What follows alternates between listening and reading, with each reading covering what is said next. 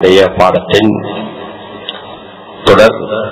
அல்லாஹ் சுப்ஹானஹு வ தஆலா நம் அனைவருக்கும் ஸல்லல்லாஹு அலைஹி வஸல்லம் அவர்கள் பிறந்த இந்த ரபீஉல் அவ்வல் மாதத்தில் உலகத்துக்கு எவ்வாறு அல்லாஹ் பரக்கத்தையும் அருளையும் பொழிய வைத்தானோ அவ்வாறு அல்லாஹ் நம்முடைய தனிப்பட்ட குடும்ப சமூக அதே போல நம்முடைய நாட்டு உலக மக்கள் அனைவருக்கும் அல்லாஹ் கைர்களையும் பரக்கத்தையும் நசீபாக்குவானாக. சீராவுடைய பாடத்தில் இதை தொகுத்த அதிகமான உலமாக்கள் ஸல்லல்லாஹு அலைஹி வஸல்லம் அவர்கள் பிறக்கிறதுக்கு முன்னால சீராவுடைய முதல் பாடமாக பேசக்கூடிய விடயம் ancestors. ஸல்லல்லாஹு அலைஹி வஸல்லம் உடைய மூதாதைகள் யார், எந்த குடும்ப பின்னணியிலிருந்து ரசூல் ஸல்லல்லாஹு அலைஹி வஸல்லம் அவர்களை அல்லாஹ் தெரிவு செய்தான் என்ற விடயத்தையும், ஸல்லல்லாஹு அலைஹி வஸல்லம் அவர்கள் பிறக்கிறதுக்கு முன்னால மக்கால நடந்த மிக முக்கியமான நிகழ்வுகளை அவங்க ஆதாரபூர்வமாக பதிவு செய்திருக்கிறாங்க. அதில் ரசூல் ஸல்லல்லாஹு அலைஹி வஸல்லம் உடைய குடும்ப பின்னணி நாம் எடுத்தோம் என்றால் ஸல்லல்லாஹு அலைஹி வஸல்லம் அவர்களே சொன்ன ஒரு விடயம்தான், என்னுடைய மூதாதைகள் ஆதம் அலைஹிஸ்ஸலாம் வரைக்கும் ஜினாவுடைய வாடைய நுகராதவர்கள் எல்லோருமே புனிதமான நிக்காஹுடைய திருமண வாழ்க்கையின் ஊடாக பிறந்த பிள்ளைகள் சந்ததிகள் என்றால் ரசூல் ஸல்லல்லாஹு அலைஹி வஸல்லம் அவர்கள் பிறந்தார்கள். இன்னும் ரசூல் ஸல்லல்லாஹு அலைஹி வஸல்லம் அவர்கள் அடிக்கடி தன்னுடைய மூதாதைகளை பத்தி பேசும் போது இப்ராஹிம் அலைஹிஸ்ஸலாத்துக்கு ஒரு ரெஃபரன்ஸ கொடுப்பாங்க. சொல்லுவாங்க, அன தஅவத்து அபி இப்ராஹிம், நான் என்னுடைய இந்த நலவு என்னுடைய இந்த கயிறுகள் நான் பிறந்ததெல்லாம் என்னுடைய வாப்பா இப்ராஹிம் அலைஹிஸ்ஸலாத்துடைய துஆ. இப்ராஹிம் அலைஹிஸ்ஸலாம் கஅபத்துல்லாஹ்வை கட்டினதுக்கு பின்னால இஸ்மாயில் அலைஹிஸ்ஸலாத்தோட சேர்ந்து அவங்க தவாப் செஞ்சு அல்லாஹ் இடத்துல கேட்ட துஆ என்னன்னா, யா அல்லாஹ் இந்த அமல இந்த செயலை நீ ஏற்றுக்கொள்வாயாக, அதோட சேர்த்து யா அல்லாஹ் இந்த இஸ்மாயில் அலைஹிஸ்ஸலாத்துடைய சந்ததியிலிருந்து ஒரு நபியை நீ அனுப்பி வைக்க வேண்டும், அந்த நபி எந்த பணியை செய்ய வேண்டும் என்ற துஆவை அல்லாஹ் சூரத்துல் பக்ரால ஞாபகப்படுத்திருக்கார். ரப்பனா வபஅத் ஃபீஹிம் ரசூலன் மின்ஹும் யத்லு அலைஹிம் ஆயாத்திஹி வ யுஸக்கீஹிம் வ யுஅல்லிமுஹுமுல் கிதாப வல் ஹிக்ம. அல்லாஹ் இவங்களிலிருந்து ஒரு நபியை நீ அனுப்பி வை, அவங்க என்ன செய்யணும் என்றா மக்களை பரிசுத்தப்படுத்தணும், மக்கள் அல்லாஹ்வின் பக்கம் அழைக்கணும், மக்களுக்கு விஸ்டம் ஹிக்மா ஞானத்தை கொடுக்கணும், இந்த இல்ம படித்து கொடுக்கணும் என்ற இந்த விடயங்களை குறிப்பிட்டு இப்ராஹிம் அலைஹிஸ்ஸலாம் துஆ செய்வாங்க. அதே போல ரசூல் ஸல்லல்லாஹு அலைஹி வஸல்லம் அவர்கள் சொன்ன இன்னொரு மிக முக்கியமான ஒரு விடயம் தான், அன இப்னு ஸபீஹத்தைன், நான் ரெண்டு தியாகத்துடைய புள்ள, ரெண்டு தியாகத்துடைய மகன், டூ சாக்ரிஃபைஸ். எங்கள் எல்லோருக்கும் தெரியும், இப்ராஹிம் அலைஹிஸ்ஸலாம் அல்லாஹ்வுடைய கட்டளையின் அடிப்படையில இஸ்மாயில் அலைஹிஸ்ஸலாத்தை அறுக்க போனாங்க. அந்த குர்பானுடைய நிகழ்வு தான் இப்பொழுது நாம் ஒவ்வொரு ஹஜ்ஜிலையும் உல்ஹியா என்ற பெயர்ல அதை செய்யறோம். ஹனஃபியலுக்கு உல்ஹியா வாஜிப், ஷாஃபிகளுக்கு மிக முக்கியமான சுன்னா முஅக்கதா, கட்டாயமாக பேணப்பட வேண்டிய ஒரு சுன்னா. இஸ்மாயில் அலைஹிஸ்ஸலாத்தை அறுத்த அந்த கட்டளை அல்லாஹ் அந்த ஆற்றின் மூலமா. அந்த ரசூல் ஸல்லல்லாஹு அலைஹி வஸல்லம் உடைய இந்த குடும்ப பின்னணியில ancestors மார்ல மிக முக்கியமான நோட்டபிள் கேரக்டர்ஸ் என்று சொல்லும் போது ஆதம் அலைஹிஸ்ஸலாம், இப்ராஹிம் அலைஹிஸ்ஸலாம், ஈசா அலைஹிஸ்ஸலாம், அதுக்கு பின்னால அதே சந்ததியில வந்த ஒரு மிக முக்கியமான ஒரு நபர் தான் ஹாஷிம். ரசூல் ஸல்லல்லாஹு அலைஹி வஸல்லம் உடைய குடும்ப பின்னணி நான் பார்த்தோம்னா ஹாஷிம், அதுக்கு பின்னால அப்துல் முத்தலிப், அதுக்கு பின்னால அப்துல்லா, அதுக்கு பின்னால முஹம்மது ரசூலுல்லாஹ் ஸல்லல்லாஹு அலைஹி வஸல்லம். ஹாஷிம் தான் அந்த காலத்துல குறைஷிகள்ல முக்கியமான ஒரு தலைவராக இருந்தாரு. அவங்க ரசூல் ஸல்லல்லாஹு அலைஹி வஸல்லம் உடைய குடும்பத்தினர் ரெண்டு விடயத்துக்கு பொறுப்பாக இருந்தாங்க மக்கால. ஒன்று கஅபத்துல்லாஹ்வுடைய பொறுப்பும், சிகாயா தண்ணி ஊட்டக்கூடிய தண்ணி வரக்கூடிய ஹாஜிகளுக்கு தண்ணி கொடுக்கக்கூடிய பொறுப்பு அவங்களுக்கு இருக்கு. இப்ராஹிம் அலைஹிஸ்ஸலாத்துல இருந்து எல்லோருமே ஹஜ்ஜுடைய அமலை செய்து கொண்டிருந்தார்கள். இப்ராஹிம் அலைஹிஸ்ஸலாம், இஸ்மாயில் அலைஹிஸ்ஸலாத்துடைய சந்ததிகள் ஒவ்வொரு பொறுப்பு எடுத்திருந்தாங்க. காபாவுடைய பராமரிப்பு, பாதுகாப்பு, இப்படி ஒன்றும். இப்ராஹிம் அலைஹிஸ்ஸலாத்துடைய சந்ததி இஸ்மாயில் அலைஹிஸ்ஸலாத்துல இருந்து இந்த ஹாஷிம் கோத்திரம் பனு ஹாஷிம் என்று சொல்லக்கூடிய ரசூல் ஸல்லல்லாஹு அலைஹி வஸல்லம் அவங்க பனு ஹாஷிமுக்கு சொந்தவங்க, ஹாஷிமுடைய பிள்ளைகள். அவங்க மிக முக்கியமான ஒரு வரக்கூடிய ஹாஜிகளுக்கு உணவளிக்கிற பொறுப்பு. ஆரம்பத்துல ஒரு வெறுமனே ஒரு சுப்ப கொடுப்பாங்க. ஹாஷிம் என்றவர் தான் முதலாவது சுப்புக்கு என்னை ஏதாவது மாவு பதார்த்தத்தை போல, நாங்க இந்த காலத்துல சொல்றோம்டா ஏதாவது பாலை போட்டு அந்த சுப்ப கொஞ்சம் கடினமாக்கி திக்காக்கி கொடுத்தாங்க. ஹாஷிம் என்றா என்னை காஞ்ச பானை, காஞ்ச பிரெட்ட கிரஷ் பண்ணி அதை அப்படி கிரஷ் பண்ணி சூப்ல போட்டு கொடுக்குற. அப்ப கொஞ்சம் மக்களுக்கு மிச்ச நேரம் என்ன செய்யலாம், அந்த சாப்பாடு ஓர்ல இருக்கும். அதான் முதலாவது முறையில் அவர் அறிமுகப்படுத்துறார். ஹாஷிமுக்கு ஒரே ஒரு மகன், அதான் அப்துல் முத்தலிப். ஆனா அப்துல் முத்தலிபுடைய பேர் அப்துல் முத்தலிப் அல்ல. முத்தலிப் வந்து ஹாஷிம் சகோதரர். முத்தலிப் யாருண்டா ஹாஷிம் சகோதரர். அப்துல் முத்தலிப் தான் ஹாஷிம் மகன். ஆனா அவருடைய உண்மையான பேர் ஷைபா. ஹாஷிம் இளம் வயதிலே ஒரு மகனை விட்டு அவர் மௌத்தாகிட்டாரு. ஹாஷிம் திருமணம் முடித்தது மதீனாவுடைய அந்த பகுதியில. முத்தலிப் என்ன யோசிக்கிறார், ஹாஷிம் ஒரு மிக முக்கியமான ஒரு லீடர், நல்லவராக இருந்தாரு.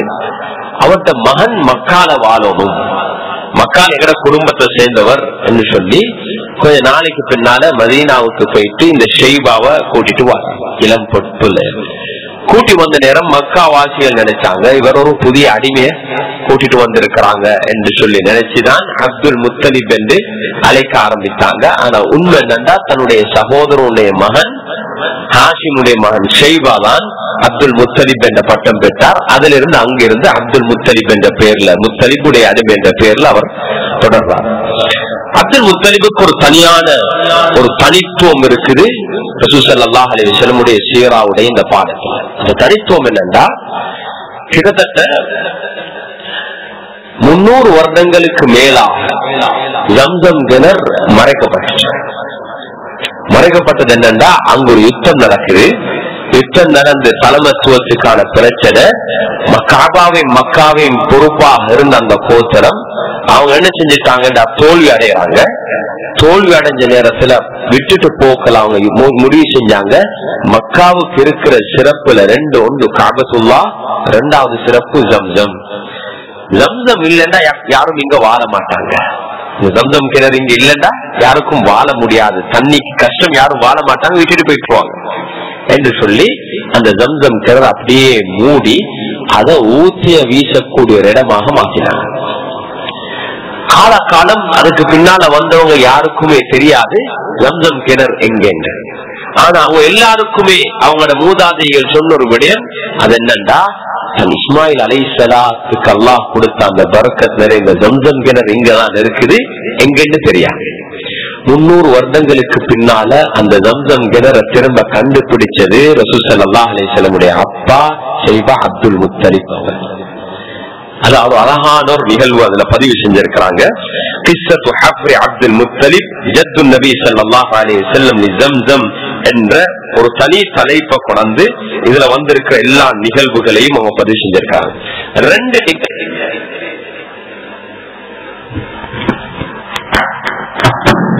ரெண்டு நிகழ்வை அவங்க பதிவு செய்யறாங்க. ஒன்று, ஒரு தடவை குறைஷியனுடைய தலைவர்கள் எல்லாம் ஒரு பிரயாணத்துல போறாங்க.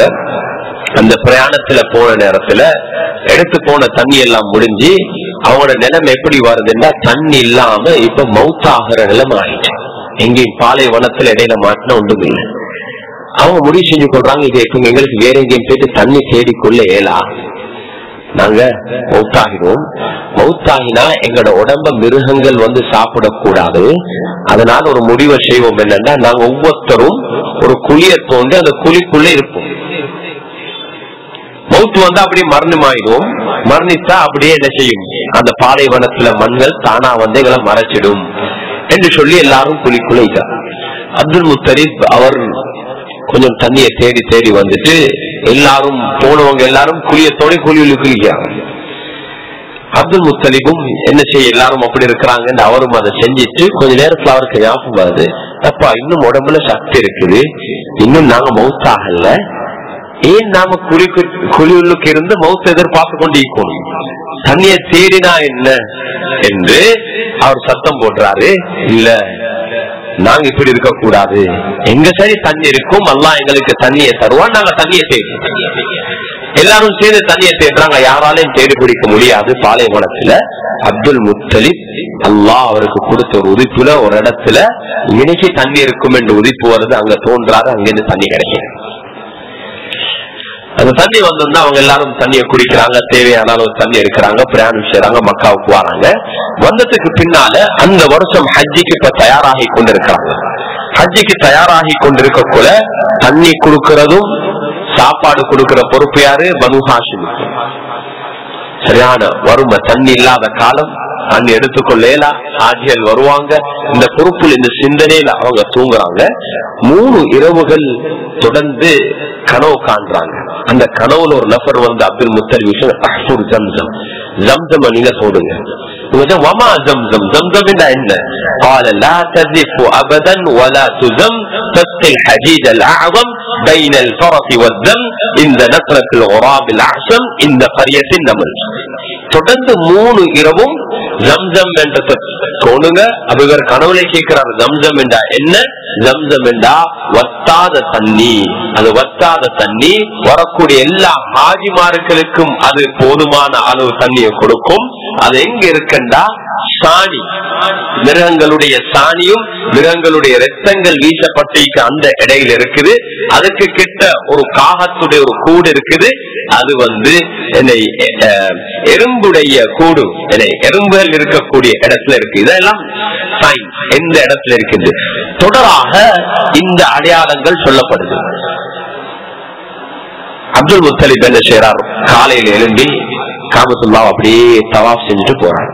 தவாப் செஞ்சுட்டு போகல திடீர்னு ஒரு காகத்துடைய கூட காண்றார். அப்ப எனக்கு ஞாபகம் வருது, என்ன காகத்துடைய கூடு எங்க கனவுல சொல்றது காகத்துடைய நெஸ்ட் இருக்கும் என்று.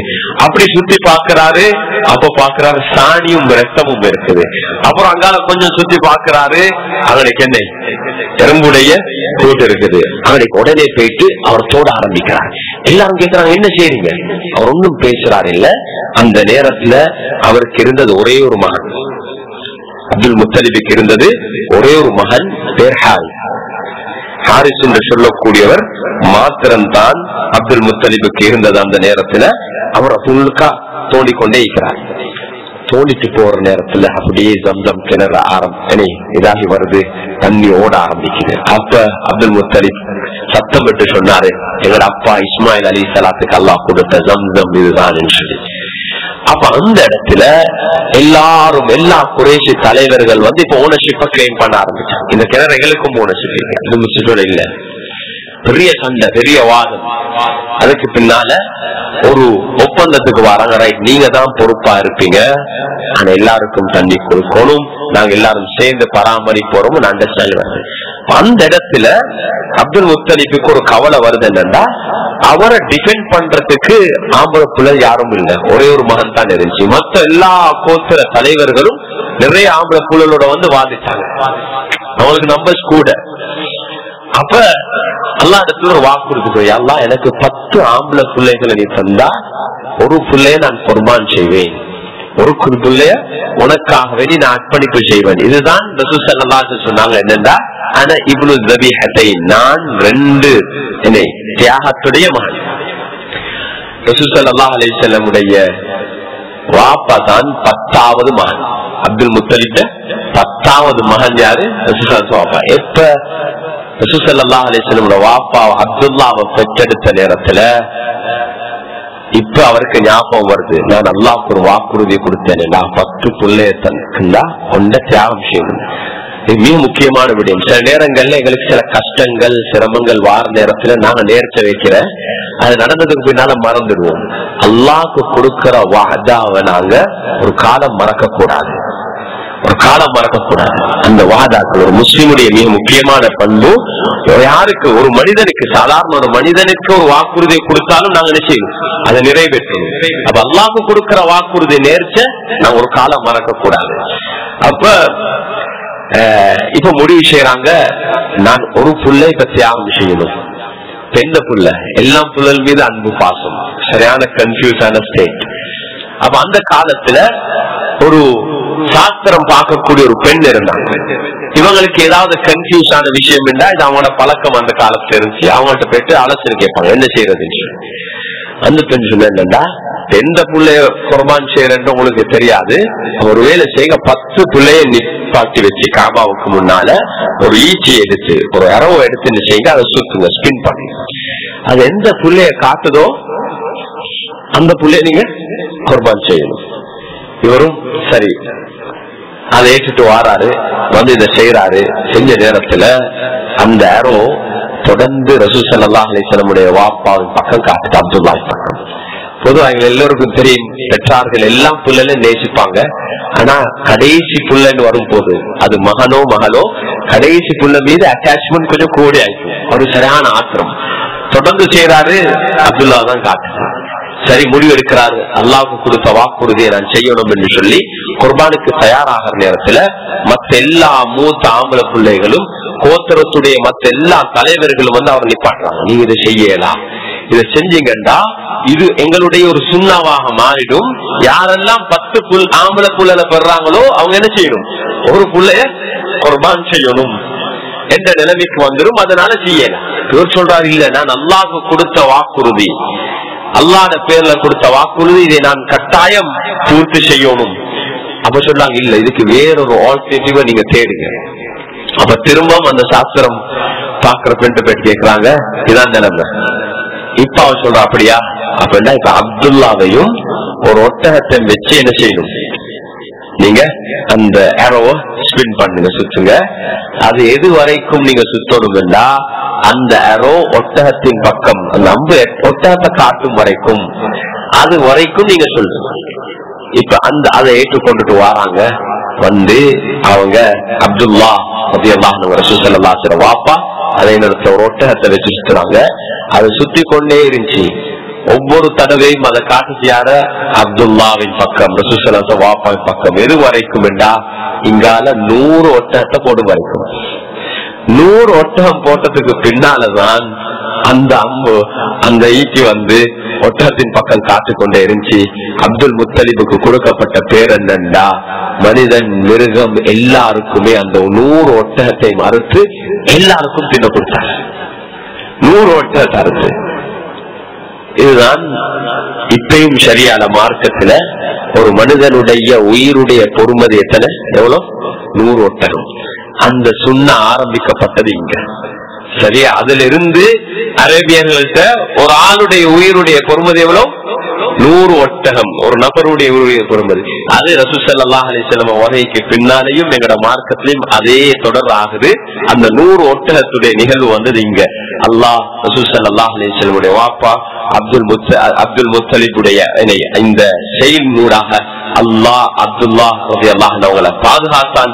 இதுதான் ரசூல் ஸல்லல்லாஹு அலைஹி வஸல்லம் டிசைன் பண்ணாங்க, நான் 2 தியாகத்துடைய மகன், அன இப்னு ஸபீஹத்தைன் என்று ரசூல் ஸல்லல்லாஹு அலைஹி வஸல்லம் அவர்கள் அங்கேக்கு ஞாபகப்படுத்தினாங்க. இந்த பதிவு இப்னு ஹிஷாம் முஸ்லிம் என்ற கிரந்தத்துல, பைஹகி, இப்னு கசீர் பல எல்லா கிரந்தங்களையும் சேர்ந்த இந்த ஒரு நிகழ்வு தான் இங்க பதிவாகுது.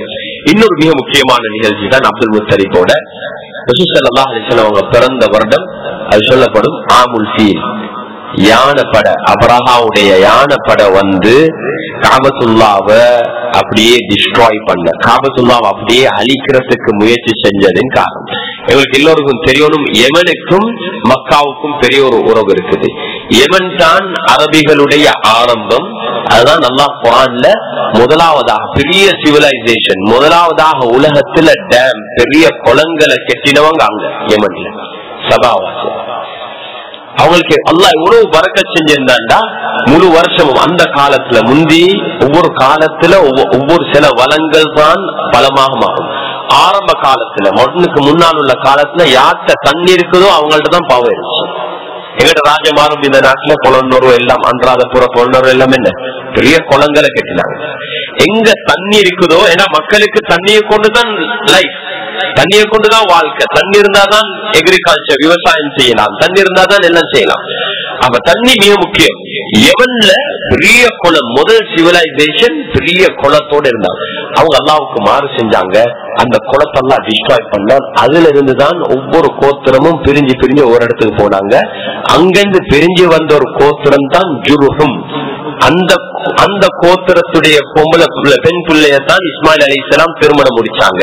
அப்ப அரபிகளுடைய ஒரிஜினல் எங்க? யமன். பின்னால சொல்லுவாங்க அல் ஈமானு யமானியா, ஈமானுடைய ஒரிஜினல் யமன். யமன்ல அல்லாஹ் ஈமான பாதுகாப்பான். யமன்ல ஒரு தனித்துவத்தை எல்லாம் வச்சிருக்கிறாங்க. அப்ப இந்த ஆபரஹா யமனை சேர்ந்து அவனுக்கு இந்த ஹிஸ்டரி தெரியும். யமன் தான் பெரிய சிவிலைசேஷன் இருந்துச்சு, மக்கள் இங்கதான் வந்தாங்க, இங்கதான் சாப்பாடு இருந்துச்சு. இப்ப அந்த சென்டர் ஆஃப் அட்ராக்ஷன் மாறிச்சு. எங்க இப்ப சென்டர் ஆஃப் அட்ராக்ஷன் எங்க? மக்கா, காபத்துல்லா. மக்கள் காபாவுக்கு வராங்க, இங்க ஜம்சம் இருக்குது. அப்ரஹாக்கு இதை தாங்க முடியல. அவன் பெரிய பலமாக இருந்தான். அவன் யோசிச்சான், ஏன் அங்கெல்லாம் போறாங்க, காபத்துல்லாவை நாடிதான் போறாங்க. அதனால நான் இங்க ஒரு பெரிய ஒரு வணக்கஸ்தலத்தை கட்டுவேன். அவன் மக்கள் இங்க வரும். ஒரு பெரிய வணக்கஸ்தலத்தை கட்டி மக்கள் அரபியனை கூப்பிட்டாங்க, யாரும் போகல.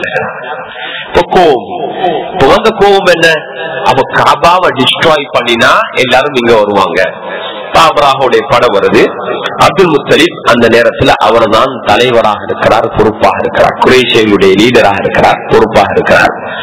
அவங்க வந்த நேரத்துல அந்த வருடம் தான் ரசூல் ஸல்லல்லாஹு அலைஹி வஸல்லம் அவங்க பிறக்கிறாங்க. அந்த ஆமுல் ஃபீல நடந்த மிக முக்கியமான நிகழ்வு என்னன்னா, அப்துல் முத்தலிப் என்ன செய்யறாருன்னா அப்ரஹாவோட ஒரு உரையாடல், ஒரு கன்வர்சேஷன். இடையில வார வழியில அப்துல் முத்தலிபுக்கும் குறைஷிகளுக்கும் சொந்தமான 200 ஒட்டகங்களை அப்ரஹாவுடைய பட என்ன செஞ்சாங்க, அபகரிச்சுட்டாங்க. இடையில வார நேரம் எடுத்துறாங்க, பெரிய படம் தானே. அவ அப்துல் முத்தலிப் அவருக்கு தெரிஞ்ச ஒரு கண்டாக்டின் ஊடாக அப்ரஹா சந்திக்கிறார். அவங்க இடையில மக்காவுக்கு வெளியே இப்ப டென்ட் அடிச்சு இருக்கிறாங்க. அவங்க யானைப்படையை தயாரிச்சு கொண்டு இருக்கிறாங்க. அப்துல் முத்தலிப் பேச போறாரு. பேச போன இடத்துல அப்ரஹாவே சொல்றாரு, நான் அப்துல் முத்தலிப்ப காண நேரத்துல எனக்கு ஒரு அச்சம் இருந்து, நான் புத்துவத்துல இருந்தேன். ஆனா அவருடைய அந்த கம்பீரமான பார்வையும் அவருடைய நடைய கண்டோன்னு எனக்கு ஒரு பயம் உண்டானுச்சு. நான் உடனே புத்துவத்திலிருந்து எழும்பி நானும் அவரோட போயிட்டு கீழே உட்கார்ந்து கொண்டு பேசி. அப்புறம் பெரிய அவர் பெரிய தலைவர், யானை படையோட வந்திருக்கிறார், லீடர், கமாண்டர்.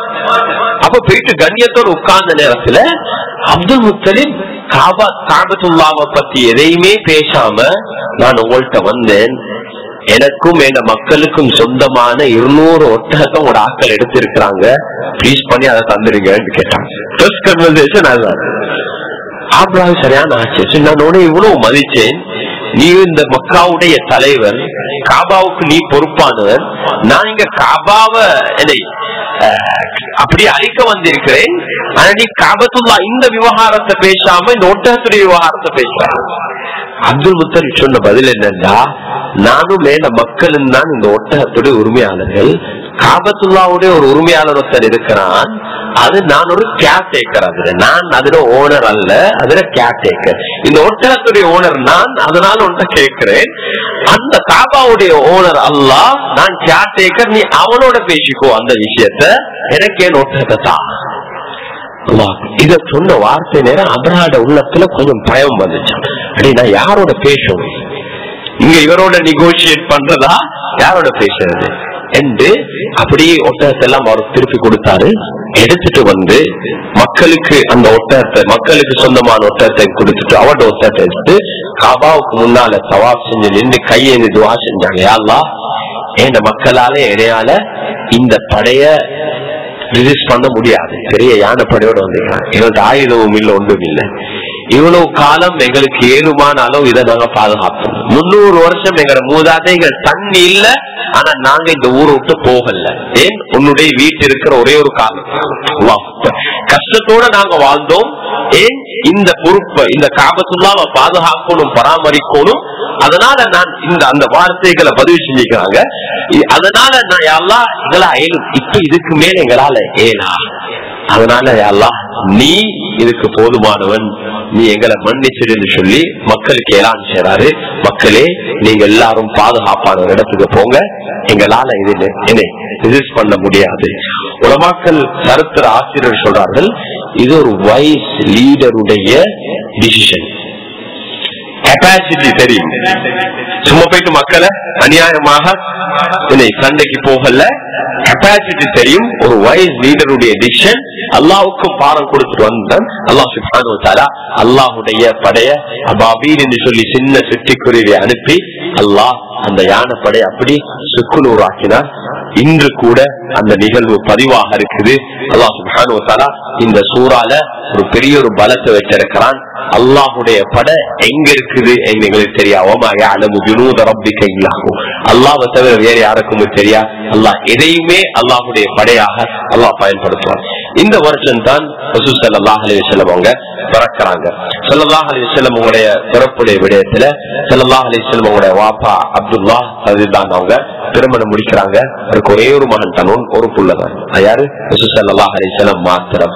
அவரும் இளம் வயதுல வியாபாரத்துக்கு போறாங்க, மூத்தாகிறாங்க. அந்த காலத்து உங்களுக்கு தெரியும், லைஃப் வாழ்க்கைக்கும் த்ரெட் அதிகமான ஆண்கள் இடையில போவாங்க, வியாபாரத்துக்கு போவாங்க, இங்க தெரியா மூத்தாயிடுவாங்க. ஏன்னா இடையில யாராவது வழிபோக்கர்கள் தாக்குவாங்க அல்லது ஏதாவது நோய் வந்துடும், அதனால ஒன்றும் அப்படியான நிலையில அதிகமானவங்க இளம் வயதிலேயே மௌத்தாகக்கூடிய நிலம் இருந்துச்சு. ரசூல் ஸல்லல்லாஹு அலைஹி வஸல்லம் வாப்பாவும் ஸல்லல்லாஹு அலைஹி வஸல்லம் அவங்களுக்கு கற்பனையாக தன்னுடைய தாய் ஆமினா பின்த் வஹப் ரலியல்லாஹு அன்ஹா கற்பனையாக இருக்கிற நேரத்திலே வஃபாத்தாகிறாங்க. இப்ப ஸல்லல்லாஹு அலைஹி வஸல்லம் அவங்களோட இந்த தாய் அப்துல் முத்தலிபுடைய வீட்டுலதான் இருக்கிறாங்க. பனு ஹாஷிம் அந்த கோத்திரத்துல அவங்களோட வீட்டிலேயே தான் ரசூல் ஸல்லல்லாஹு அலைஹி வஸல்லம் அவங்க இருக்கிற அந்த தாய் இருக்கிறாங்க. அவங்க பிறக்கிற நேரத்துல அல்லாஹ் அக்பர் ஷாபி அபி பனு ஹாஷிம் ஷாபி அபி தாலிப்ல அவங்க பிறக்கிறாங்க. குழந்தை பிறந்தத்தோட இந்த நிகழ்வோட நாங்கள் பார்ப்போம். இன்றைக்கு இன்ஷா அல்லாஹ் நாளைக்கு தொடருவோம். ரசூல் ஸல்லல்லாஹு அலைஹி வஸல்லம் அவர்கள் திங்கட்கிழமை நாள், இது உறுதியானது. ஏன் ரசூல் ஸல்லல்லாஹு அலைஹி வஸல்லம் அவங்களே பின்னால சொன்னாங்க, நான் ஒவ்வொரு திங்கட்கிழமை நோம்பு நோத்தாங்க. கேட்டாங்க, ஏன் மண்டே நோம்பு நோக்குறீங்க? சொன்னாங்க, அந்த நாள் தான் நான் பிறந்தேன். அப்ப இதுல சில நேரங்கள்ல எங்கள்கிட்ட இருக்குது அந்த பர்த்டே செலிப்ரேஷன் என்ற விட எங்கட லைஃப்ல எங்கட பர்த்டே நாங்க பிறந்த நாள் it's not a accident, it's not a just a incident. அது அல்லாஹுடைய மிக முக்கியமான ஒரு தீர்மானம். நாங்க யாரும் எந்த ஒரு குழந்தை உலகத்துக்கு பிறக்கிறல்ல அல்லாஹுடைய நாட்டம் இல்லாம. நபிமார்கள் எங்கெல்லாம் பிறந்தாங்களோ அந்த பிறந்த நாள் ஈசா அலைஹிஸ்ஸலாம் யஹ்யா அலைஹிஸ்ஸலாத்துடைய விடயத்துல அவங்க பிறந்த இடம், அவங்க போன இடம், அவங்க வாழ்ந்த இடம் எல்லாமே அல்லாஹ் பரக்கத்தாக்கினாங்க. அப்ப ரசூல் ஸல்லல்லாஹு அலைஹி வஸல்லம் அவர்கள் அந்த பிறந்த நாள ஒவ்வொரு திங்கட்கிழமை நோம்புன்னு சொன்னாங்க. நான் பிறந்த நாள்ல நான் நோம்பாளியாக இருக்கணும் என்று விரும்பினாங்க. இன்னைக்கு என்ன மார்க்கத்துக்கு முரண் என்னன்னா, அந்த பர்த்டே நாள எங்களோட மேற்கேத்திய கலாச்சாரத்தை போல ஒரு செலிப்ரேஷனா மாத்தி அது ஒரு பார்ட்டியா மாத்தி அது சந்தோஷப்படுறதை விட அந்த நாள்ல சந்தோஷம் வரணும். ஆனா மோ கிராட்டிடியூட், அல்லாவுக்கு அதிகமாக நாங்க நன்றி செலுத்தணும். அல்லாஹ் எனக்கு இவ்வளவு காலம் நீ எனக்கு ஒரு வாழ்க்கையை தந்தாய், ஒரு லைஃப தந்தாய் என்று அந்த நாளை ஞாபகப்படுத்தி நான் சொர்க்கத்துக்கு நெருங்குறேன், மௌத்த நெருங்குறேன் என்ற ஒரு உணர்வு தரக்கூடிய. அதனால தான் ரசூல் ஸல்லல்லாஹு அலைஹி வஸல்லம் ஒவ்வொரு திங்கட்கிழமையும் நோம்பு நோத்தாங்க. ஸல்லல்லாஹு அலைஹி வஸல்லம் அவர்கள் அந்த நாள் பிறந்த நேரத்துல அது 12ஆம் பிற என்ற அதிகமான உலமாக்களுடைய கருத்து. ரபீஉல் அவ்வல் மாதம் ஸல்லல்லாஹு அலைஹி வஸல்லம் அவங்க வஃபாத் ஆனதும் ரபீஉல் அவ்வல் மாதம். அது எத்தனாம் பிற என்ற திரும்பவும் அதிலையும் கருத்து வேறுபாடு. சிலர் சொல்றார்கள் 12ஆம் பிறையை தான் பிறந்த அதே நாள்ல தான் ஸல்லல்லாஹு அலைஹி வஸல்லம் வஃபாத் ஆனாங்கன்னு சொல்லி. அந்த ஸல்லல்லாஹு அலைஹி வஸல்லம் வஃபாத் என்பது இந்த உலகத்தை விட்டும் ஒரு தற்காலிக பிரிவு தான். நாங்க அங்கர் ஸல்லல்லாஹு அலைஹி வஸல்லம் அவங்கள நிச்சயமாக சந்திப்போம். இப்ப இந்த குழந்தைய எடுத்துட்டு போறாங்க. அமினா பின்த் வஹப் ரலியல்லாஹு அன்ஹா பின்னால சொல்றாங்க, நான் இதுக்கு முன்னால் எனக்கு எக்ஸ்பீரியன்ஸ் இல்ல, ஒரு பிரெக்னன்சி எக்ஸ்பீரியன்ஸ் இல்ல. ஆனா ஒரு விடயத்தை நான் எல்லா மற்ற பெண்கள் சொல்றத வச்சு பார்த்தேன். எல்லாரும் சொல்லுவாங்க பிரெக்னன்சின்னா கஷ்டம், உண்மையிலே கஷ்டம். 9 மாசம் ஒரு குழந்தைய சுமக்கிறதா லேஸ் இல்ல. ஆனா ரசூல் ஸல்லல்லாஹு அலைஹி வஸல்லம் தாய் சொன்னாங்க, எனக்கு எந்த கஷ்டமோ சிரமமோ விளங்கல்ல. என்ன பிரெக்னன்சி எனக்கு அப்படி நான் பிரெக்னன்டா இருந்தேன்னு கூட விளங்கல்ல. நான் இந்த பிரசவம் அந்த டெலிவரிக்கு எனக்கு எந்தவித கஷ்டமும் இருக்கல்ல. அந்த டெலிவரியுடைய நேரத்துல ஒரு ஒளிதான் வெளியானது. அந்த ஒளி எந்த அளவுக்கு பிரகாசம் எவ்வளவு நீடிச்சென்றா கிஸ்ரா பஸ்ராவுடைய ரோமர்களுடைய இது எல்லாத்துடைய பலத்தையும் எல்லாம் எனக்கு காட்டினான்.